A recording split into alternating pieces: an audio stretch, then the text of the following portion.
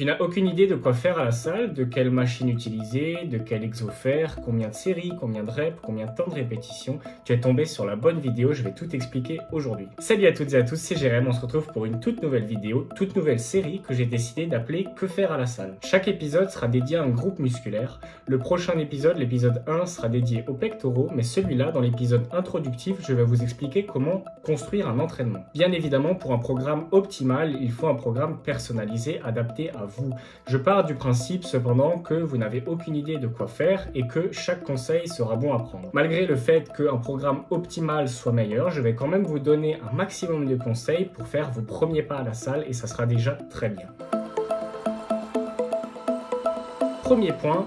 Qu'est-ce qu'on fait lors d'un entraînement? Premier point super important, arriver à la salle et savoir ce qu'on va faire précisément. Je déteste, et d'ailleurs ça ne m'arrive absolument jamais, d'aller à la salle et en fait de ne pas savoir quoi faire. Je sais à l'avance ce que je vais faire, j'ai un programme qui est bien précis. Par exemple, aujourd'hui c'est le jour des pecs, donc je fais les pecs, les triceps, je peux faire les épaules, le dos, c'est ce que vous voulez, mais vous n'y allez pas en vous disant je vais faire la machine qui est libre. Ça fonctionne pas. Déjà pourquoi? Parce que ça va vous apporter un cadre, ça va vous apporter à faire quand même un minimum de séries, parce que après on la connaît tous cette excuse, les machines sont pas libres, c'est pas disponible, je sais plus quoi faire, et puis au final l'entraînement il est plus court que prévu et on n'a pas bossé autant qu'on voulait. Vous allez me dire, Jérém, c'est bien beau de dire ça, mais quand on sait pas quoi faire, et bien justement j'y viens. Dans une séance, dans un premier temps, il faut choisir ses exercices. Combien est-ce qu'on va en choisir? En général, on prend 4, 5, 6 exercices, peut-être 7, ça peut être plus, ça peut être moins, on n'est pas là pour dire il faut en faire tant et tant, c'est un exemple. Je vous donne donc l'exemple d'une séance pec-épaule où on va avoir 4 exercices, le développé couché, développé militaire,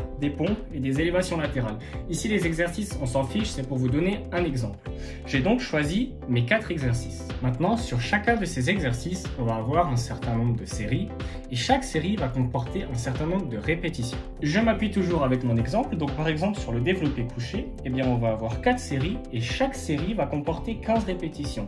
Donc sur le développé couché, on va faire une première série 15 répétitions, deuxième série 15 répétitions, ça 4 fois, et là on aura terminé le premier exercice et on va faire ça pour chacun des exercices. Donc si vous faites le calcul, ça va vous faire bien 4, 8, 12, ça va faire 16 séries en tout, 16 séries de... Ici, par exemple, 16 séries de 15 répétitions. Avec ça, vous avez fait un entraînement complet. Vous pouvez encore rajouter un exercice. Ici, vous pouvez faire 3 séries au lieu de 5 séries. Vous pouvez faire 8 reps ou vous pouvez faire 30 reps. Ça dépend. Combien de répétitions faire? Eh bien, de 1 à 6 répétitions, là, on va travailler la force. C'est là que le système nerveux va être le plus sollicité. De 6 à 12 répétitions, là, ça va être de l'hypertrophie. Ça va être pour travailler le volume musculaire.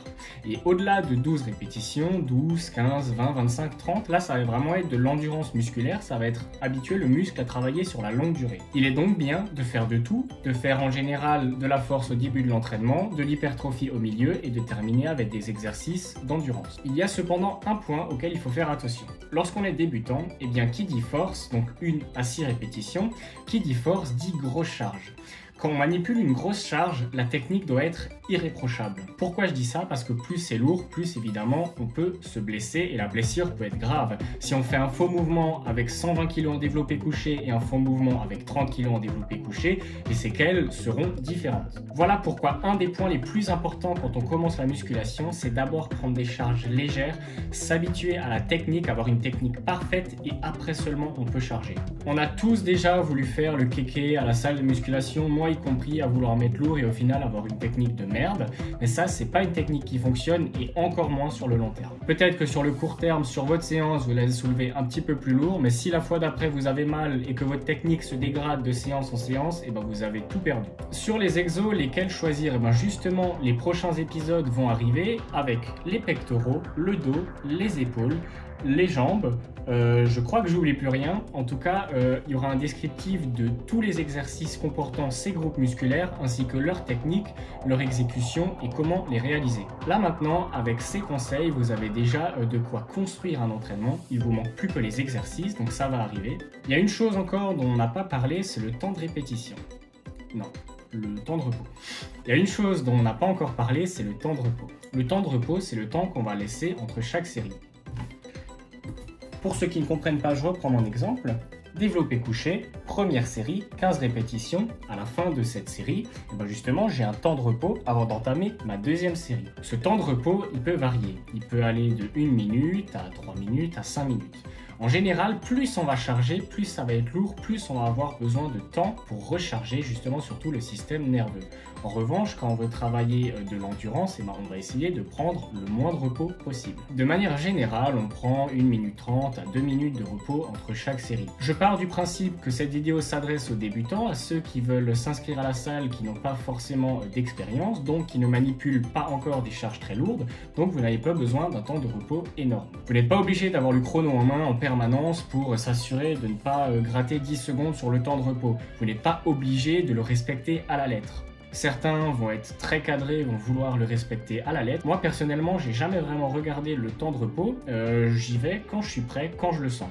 Évidemment, l'idée, c'est pas non plus de discuter, de passer 15 minutes entre chaque série, mais vous n'êtes pas obligé d'avoir le téléphone à la main et de ne pas louper 10 secondes de temps de repos. Je vous fais donc un petit récapitulatif de l'ensemble d'une séance. Donc d'abord, on va choisir un certain nombre d'exercices. Donc les exercices, je vais tous vous les donner dans les vidéos qui vont venir.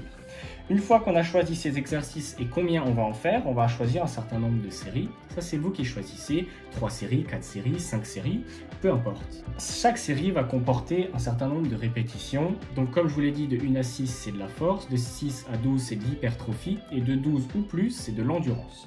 Donc c'est bien de faire les 3. Par exemple, je fais mon développé couché plus en force, développé militaire et pompe plus en hypertrophie, et je termine avec des élévations latérales en endurance. Et entre chaque série, donc à chaque fois qu'on termine par exemple ces 15 répétitions, on va avoir un temps de repos. Voilà, j'espère que mes explications ont été claires, que tu as pu comprendre comment fonctionne et quelle est la structure générale d'un entraînement. Si tu as la moindre question, pose-la en commentaire, je me ferai un plaisir d'y répondre. En attendant la prochaine vidéo, continue de t'entraîner, garde la motivation, je te dis à plus. Ciao.